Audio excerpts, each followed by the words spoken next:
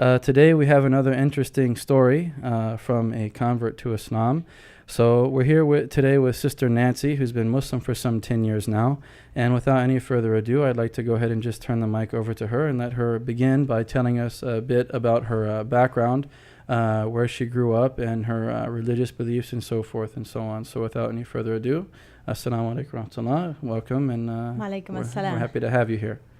Assalamu alaikum wa rahmatullah, and jazakallah khair for having me. I've been blessed to be Muslim now for about 10 years, and it was, as they say, a long and winding road. I grew up in southwest Oklahoma, about as far as a bastion of Islamic culture as one could imagine. I was a military brat. My father was in the United States Army, and my mother is from Germany. One of two girls. I was the younger of the two, and I grew up in a really typical fashion. We had a very moral household, but not at all a religious one. We didn't practice or go to any particular church. My mother at the time was pretty much a non-practicing Catholic, my father a non-practicing Baptist, so there wasn't any type of religious conflict or guidance in the home. But as I said, it was very morally correct and fairly strict. Yes, sir, yes, ma'am, and don't lie, don't steal, don't cheat, all of that. So I was very blessed to have two supportive, present parents for my childhood. And as I said, I just lived a fairly typical life. I went to public school and participated in all the things that kids do, played kickball and football and baseball and all these things.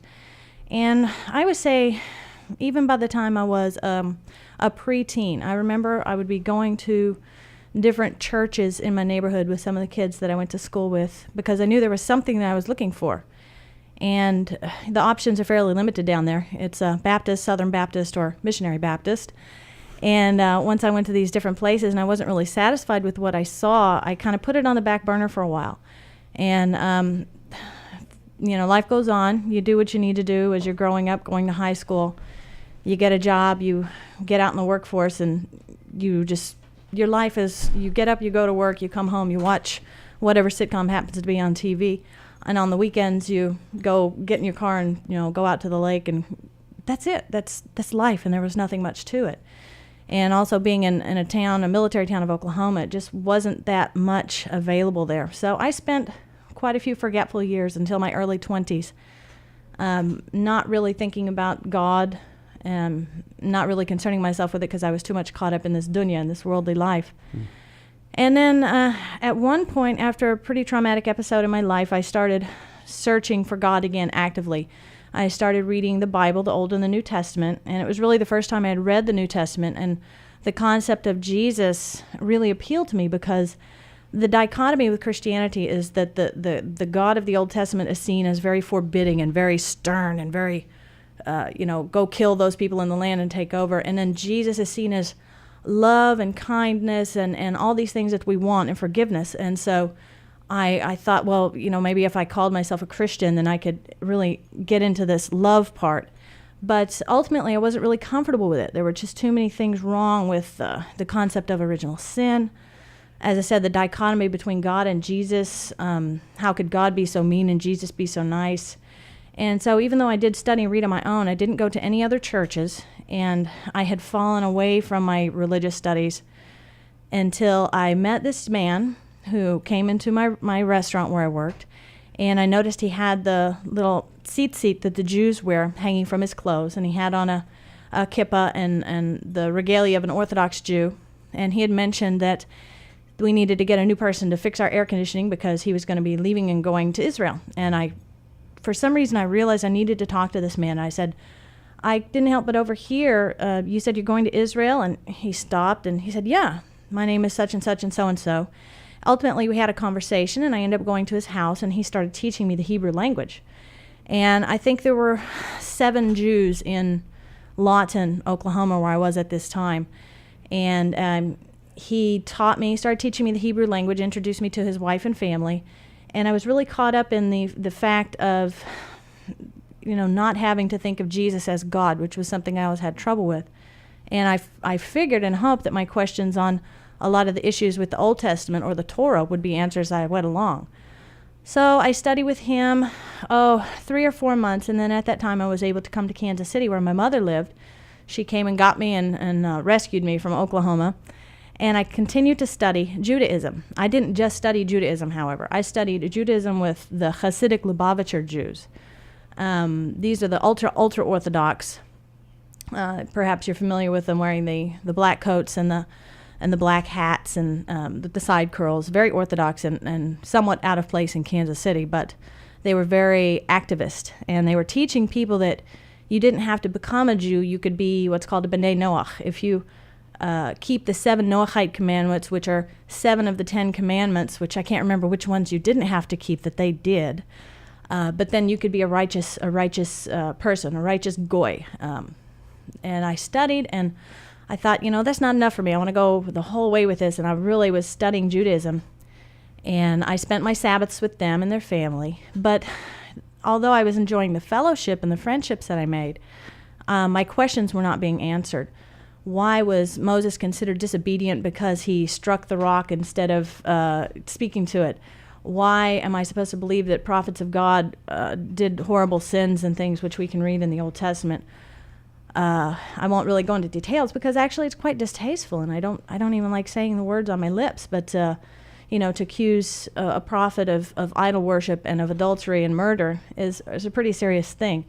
And anyone who is any sort of a student of the Bible would know, to whom I'm referring. And so after a couple of years of studying this, I kind of fell away. And it was just a repetition of my childhood where I just kind of put God on the back burner because I was just confused and I wasn't happy with what I was finding.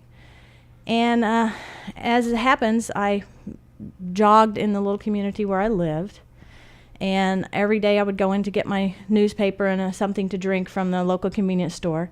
And I started talking to the people who worked there, who happened to be Pakistani Muslims. And, we had spirited discussions over the counter over the virtues of Islam versus Judaism.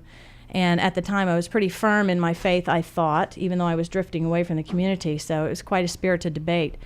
And ultimately, I said, I want to know what these alien people with this really strange religion are talking about. So I went and got myself a Quran, and that was the beginning, so to speak. Okay, we're going to take a break for a few brief messages. Please don't change that dial. You're listening to From Darkness to Light. I'm your host, Harun Chambel of the Islamic Broadcasting Network. The following is NBA star Hakeem Olajuwon. If we live within the boundaries of one race, one culture, one way of doing things, we limit our ability to understand the wisdom we can learn from each other. Our ethnic and cultural diversity is a blessing that teaches us that it doesn't matter what the color of your skin is. It's the goodness in your heart that makes the difference. This message is brought to you by your American Muslim neighbors. This public service announcement is brought to you by the Islamic Media Foundation. The beauty of the earth and the creatures who dwell on her. How great, then how great, the Creator. Welcome back. You're listening to From Darkness to Light. I'm your host, Harun Chambel of the Islamic Broadcasting Network. We've been here with Sister Nancy, and she's been telling us about her interesting story of how she came to Islam. In our first segment, we ended by Sister Nancy coming across some Pakistani Muslims that she began to dialogue with about Islam and Judaism. And I would like to start off from that point and ask you how, when you first got a Quran, what were the first type of things that came across to you in your mind, in your heart, as you were reading? How did it conflict with the previous religions you had studied, specifically with Judaism and perhaps with the New Testament studies of Christianity and so forth? How did they conflict? How did they compare? And how did it affect your heart when you began to read it? Well, it affected my mind and my heart at the same time. And I say that because I tend to be kind of a logical person. I like to understand reasoning behind things. And then you learn these lessons. It takes a while for what you learn in a book to be inscribed on your heart. So initially it appealed to me for the logic of the religion. So I saw in Islam I could dispense with original sin. I could dispense with the fact that Eve was given primary responsibility for causing the fall of mankind, and assume my position as an equal with a man. Although we have different roles, we are equal in the sight of God, and I was no longer this cursed creature who was merely here as a source of temptation for man, which in a lot of the fundamentalist religions, that's exactly what they taught. There's a quote from the Bible, and I don't want to take things out of context, but there's a quote saying it's better to marry than burn, which is not exactly a ringing endorsement of marital bliss. Equality. So these are the things that I really had a problem with, and ultimately, it was the simplicity of the message and the fact that it was a reconciliation of the true aspects that I knew there were truthful aspects of Judaism and Christianity. They weren't totally false. Islam reconciled the differences. I was able to dispense with the things and finally get an answer to my questions. I no longer had to deify Jesus. And I didn't like the smarmy, saccharine, sweet, Jesus is your loving, Jesus loves me, this I know. This I never could handle. I wanted to put Jesus in his proper perspective. And I was able to with Islam as a beloved human prophet of God, one in the long line of prophets, and one who did his job very well. Therefore, I didn't have to deify him as the Christians did or throw him out as the Jews did and accuse his mother of base crimes. So that's how it appealed to me logically, was being able to meet Jesus, peace be upon him, finally. And then, of course, the more I learned about the Prophet Muhammad, peace be upon him, and the fact that he lived in the full light of history. There is no mystery associated with him. No one speaks in tongues. No one has to tell me that 1 + 1 + 1 = 1. And we know through the living record of his companions and the companions of the companions and those who followed them in an unbroken record, what he said, how he lived, what he ate, how he taught, without doubt, without fear of contradiction. I know that he walked and he stepped into a room with his right foot first and he ate with his right hand, because these are the details of daily life that came to us from the respected people who lived with him day by day. Whereas in Christianity, we were supposed to follow Paul, who did not ever meet Jesus, who had a vision on the road to Damascus, and whose daily teachings contradicted those of the apostles who lived, eat, breathed, slept, and prayed with Jesus, peace be upon him, on a daily basis. Right. So that was where it appealed to me logically. I didn't, there's certainly mystery in Islam, mystery and beauty and poetry and things that are more esoteric, which I tend to be a very logical person, so I don't really go there because I consider myself a baby in the religion. But the logic appeals to me, and it has to appeal to my mind, my heart, and my soul. And Islam did, whereas I never got answers to my questions, and I always knew there was something missing from Judaism and Christianity. It's interesting that you mentioned the point you made about how there was no mystery about Prophet Muhammad ﷺ and his life, because it's well documented. In the same light, something that I can relate to in my journey to Islam, that for me, also the concept of the oneness of God in Islam was extremely clear. There was no mystery about it. And that was something to me, like growing up and having issues with the Trinity in terms of how it makes sense, how it's supposed to work, how you can have an all-encompassing creator and at the same time, one of his creation, albeit, a prophet and messenger of God, and one who was a pure person and things like this, like Jesus, now saying that he's like part of God, and that it doesn't make sense how you can be perfect and imperfect at the same time, how you can be creator and creation at the same time. And for me, like, it's, Islam cleared all of that up. It's very clear. It's just God is the creator and everything else in existence is his creation. And there's no mystery about it. So now an individual is just left with the issue of reflecting and thinking and pondering on these issues and thinking about their own creation and realizing, either this is the truth or it's not. There's no issue about mystery, and you don't have to kind of just say, well, I just believe kind of thing. So getting back to your story, so now that you've read the Quran, it started to have this kind of impact on your life. You started to feel a bit more relaxed in terms of these concepts that you said you were struggling with from the Old and New Testament. What now happened with you? I mean, because we've talked a lot about from the religious perspective, but also from the point of view of, being an American, being raised in this culture and things like this, Islam is still something that to Americans is extremely foreign. Mm-hmm. So I'd like to kind of touch on perhaps like the emotional aspects of it, and how you dealt with your own self, and allowing the religion to grow on you. Well, I think from an aspect of instituting Islam in my own life, my mother raised me to be confident in when I see something is right, I do it, and I don't sit around waiting for the approval of her, because she's not Muslim, so she has a different perspective than I do, right. And we respect each other's differences, but she's completely, totally supportive. So she taught me, this is what you believe and this is what you do, and you live according to what you believe. So the social issues of Islam grew on me gradually. By the time I'd already been studying Judaism quite for a long time, so I'd already modified my dress, wearing more modest clothing. I had stopped eating pork. I had stopped going out and socializing in the typical Western way. So it's like Allah prepared me in steps to be able to accept the message of Islam. If I had heard of Islam in Oklahoma, I would not have been ready to accept it. I was not there yet. Right. But by introducing me to the elements of Tawheed that are strong in Judaism, right. After all, their declaration of faith is, Hear, O Israel, the Lord thy God, the Lord is one. Right. I evolved to the point where when Allah sent me people to teach me Islam, I was ready to hear it. Right. And so, of course, the first big thing I did was check out all the books by Muslim authors in the library, which was not horribly large, but I did.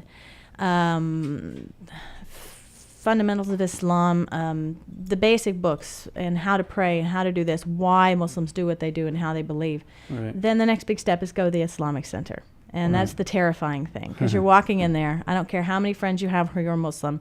It is an alien environment. Right. And so one day I walked in the door, and this little whirlwind tornado of energy, whom I will name, Marvet Ibrahim, mashallah, Allahu Akbar, a tiny little Egyptian lady, took me in, literally stepped up and got out of the study circle, took me in and sat me down beside her and enveloped me with an unconditional love that is still strong to this day. MashaAllah. And she helped get me in that circle and would not let me go. And the ladies whom I met would not let me go, and they would telephone me and make sure I would come. And a Malaysian sister gave me my first Quran and my first hijab. And a Syrian sister taught me Surah Al-Fatiha. And the Imam of the Masjid witnessed my Shahada eventually. And so I have been influenced by people from every country in the world. And I specifically like to mention that because unfortunately we do get into our little cliques and groups. Right. But I have been influenced by white, black, brown, red, every shade and ethnic group from the planet in my journey to Islam. And that's what's so beautiful about it. MashaAllah. Okay, we're going to step away for a few brief messages. You're listening to From Darkness to Light. I'm your host, Harun Chambel of the Islamic Broadcasting Network. Please stay tuned.